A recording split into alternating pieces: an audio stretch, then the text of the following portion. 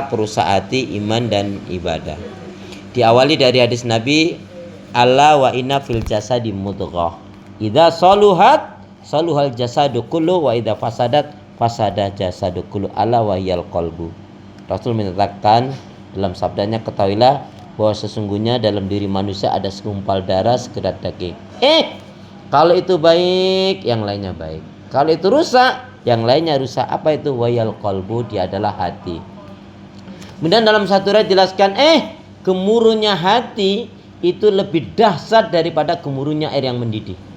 Jadi kita ngerebus air, godok air paling paling banter kalau kita nggak tahu atau kelewat, itu paling jebol pancinya atau airnya. Sifatnya duniawiyah. Maka bodoh sekali seseorang yang disibukkan dengan urusan dunia yang tidak membawa kepada surganya Allah.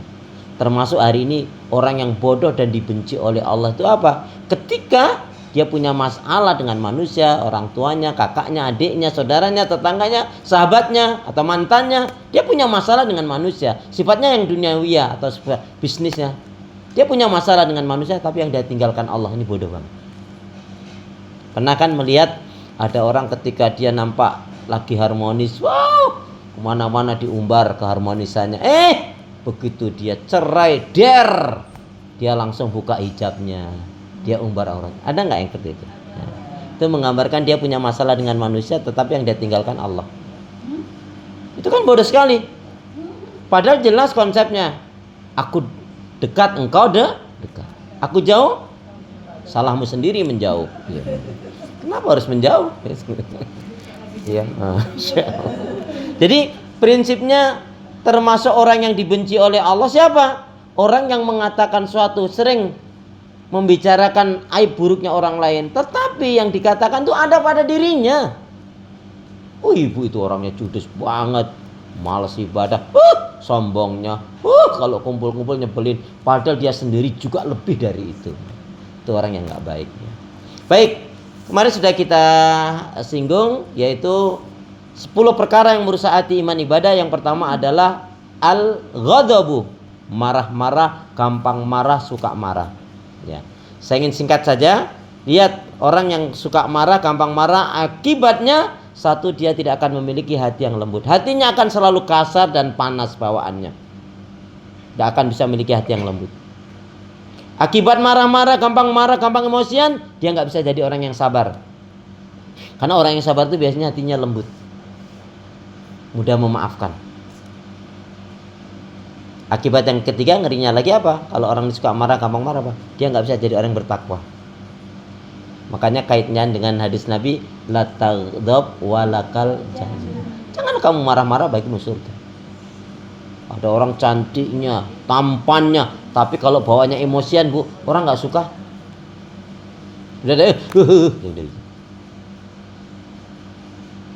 Maka kalau kita sudah bertahun-tahun kita ngaji, tapi belum bisa meredakan nafsu kita, amarah kita, kita belum berhasil.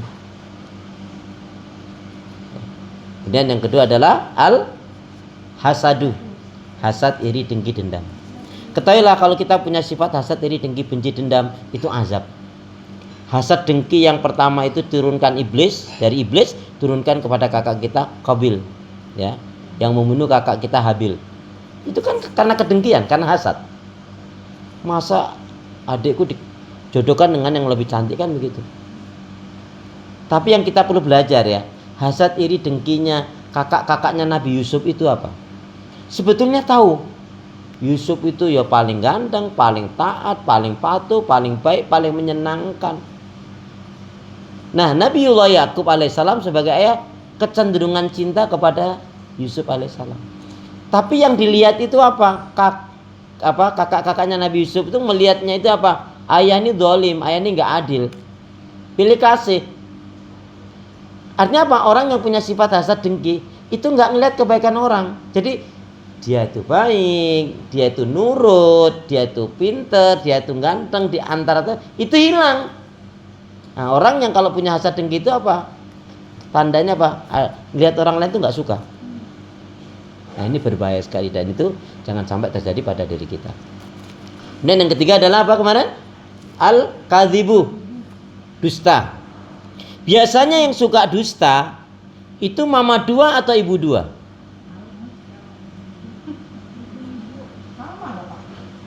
Yang biasanya suka dusta, ghibah, ngungkit-ngungkit kebaikan, ngerumpi, ngegosip itu biasanya mama dua atau ibu dua?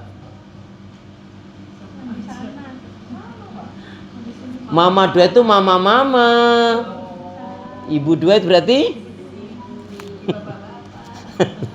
nah itu tandanya marah itu. Salam ya, alhamdulillah akhirnya datang juga. Silakan Bu. Sini. Nah, nggak apa-apa. Monggo. Tadi sempat ditanya-tanyakan tadi ya. Ya, alhamdulillah. Masya Allah ya. Sungai Cendana ya. Jadi yang ketiga adalah al-kadzibu. Yuk kita baca hadis Nabi lagi. Bismillahirrahmanirrahim. Qala Rasulullah sallallahu alaihi wasallam. Iyyakum wal kadziba. Fa innal kadziba mujanibun lil iman.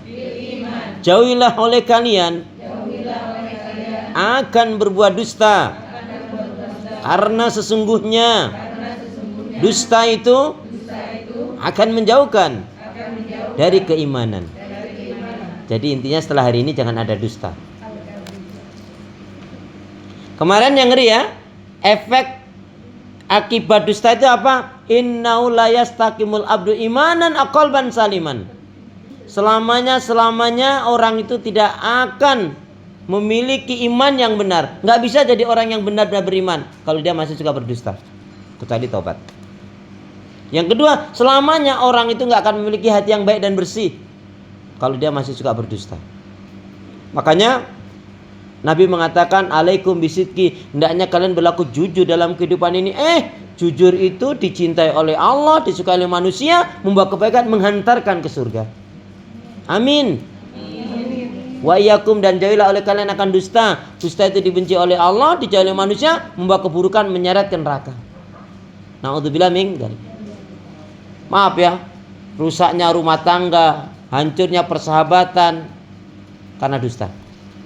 Bahkan yang ngeri, hilang uang bisa dicari, tapi kalau udah hilang kepercayaan karena dusta, sudah rusak. Nehi betul. Dan biasanya orang yang suka berdusta ini pasti hidupnya lauga, galau.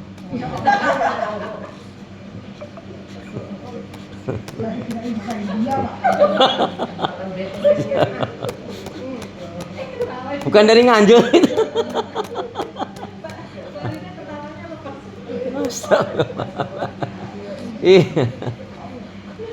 Jadi nggak ada ketenangan. Nampaknya aja dia bisa acting saja. Kenapa? Kebohongan itu kalau nggak dihentikan dengan tobat semua, nggak dengan tobat, dia akan melakukan kebohongan yang lainnya. Dan yang ngeri lagi apa? Kalau sudah sampai dia menjadi kebohongan itu kebiasaan dan hobi, Allah tutup nanti hatinya. Ya. Jiwanya nggak tenang. Ya. Dan tadi nggak bisa jadi orang yang benar-benar beriman, nggak akan bisa memiliki iman yang benar, nggak akan memiliki hati yang baik dan bersih kalau masih suka berdusta. Ya. Ini contoh yang paling gampang. Pernah nggak dulu makan gorengan 5 ngakunya 3?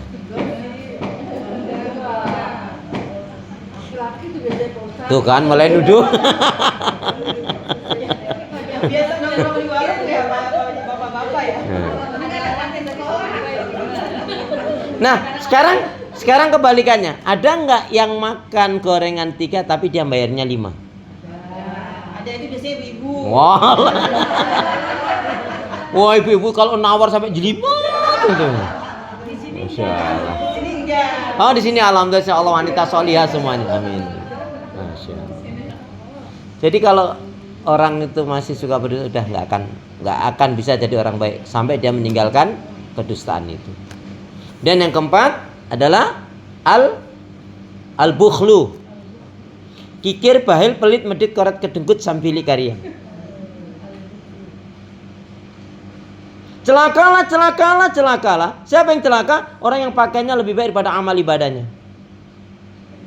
Lihat, harta itu ada 3, milik Allah, milik kita, milik syaitan. Harta dikatakan milik Allah kalau kita infakkan, sedekahkan, kita gunakan untuk ibadah. Harta itu milik syaitan. Harta milik kita kalau untuk ajang sana, ajang sini, wirawirisan boleh. Tapi harta itu milik syaitan kalau digunakan untuk maksiat dan dosa. Makanya ketika meninggal itu yang menyertai 3, hartanya, keluarganya, dan amal ibadahnya. Saya ingin ingatkan betul, ini mumpung kita masih sehat, ada rezeki, minta kepada Allah. Kan ini banyak yang belum terpikir aja belum, apalagi memiliki. Apa itu? Minta kepada Allah kekuatan rezeki, kemudian apa? Agar kita sebelum mati ini diberi kemampuan memiliki 1000 pintu jariah. Mohon maaf, suami, istri, anak gak bisa menyelamatkan. Ketika masuk alam kubur itu yang menjadi penerang itu adalah amal kita sendiri, kebaikan-kebaikan kita. Kalau kita baik itu teman-teman tuh kehilangan, ya pasti akan mengenang kebaikannya. Maka lihat surat At-Taubah ayat yang ke-35. Ancaman Allah kepada orang yang punya sifat kikir, bakhil, pelit, medit, korat, kedengkut, sampili karya.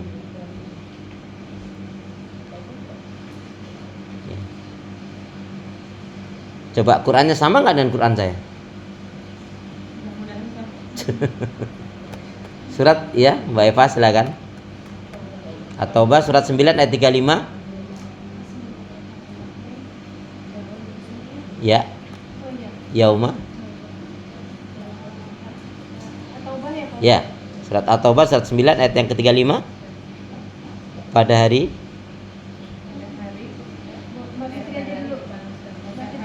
ketika emas dan perak dipanaskan dalam neraka jahanam, lalu dengan itu disetrika dahi, lampu dan punggung mereka, supaya dikatakan kepada mereka, inilah harta bendamu yang kamu simpan untuk dirimu sendiri, maka rasakanlah akibat apa yang kamu simpan. Rasakanlah. Harta emas, intan, berlian bukan nggak boleh punya, boleh. Tapi kewajiban zakat, infak, sedekahnya tunaikan. Kita ini belum bisa seperti sahabat Nabi, jauh. Sahabat Nabi itu saking imannya mantap apa? Yang dimakan dengan yang digunakan untuk ibadah itu paling nggak sama. Jadi kalau untuk makan itu 1 juta, ya infak ya 1 juta. Itu sahabat Nabi ya. Kalau kita gambarkan keimanannya begitu. Kalau kita ini dari 1 juta hanya diambil 2,5% itu kan 25.000. Alangkah sedihnya. Artinya ketika kita punya uang 1 juta, kita keluarkan 25.000 itu selesai secara hukum ya, tapi tidak mendapatkan keutamaan. Ya menggugurkan saja kewajiban. Tapi kalau kurang dari itu malah di masalah. Makanya orang-orang dahulu itu masya Allah ya, ketika dapat rezeki itu yang pertama diingatkan, yang diingat apa? Wa mimma razaqnahum yunfikun. Hebatnya lagi, dia yang memberi, dia yang berterima kasih. Urusannya apa? Urusannya dengan Allah, Allah kasih rezeki, saya diperintahkan untuk berbagi, sudah. Soal yang dikasih mau terima kasih enggak, itu urusan dia. Makanya apa? Dalam muamalah itu yang kita ingat kebaikan orang saja. Jangan pernah kita ingat kebaikan kita yang kita berikan pada dia. Sebetulnya secara lahiriah nampaknya kita ngasih dia. Sebetulnya dia yang menolong kita, karena dengan itu kita diberi pahala oleh Allah. Maka mohon maaf ya, menolong, membantu itu baik, tapi bisa jatuh syirik loh, atau sombong. Ngeri nggak? Nolong kan bagus, membantu kan bagus, tapi bisa jatuh syirik atau sombong. Mau tahu penjelasannya? Mau tahu penjelasannya? Ya. Penjelasannya begini penjelasannya.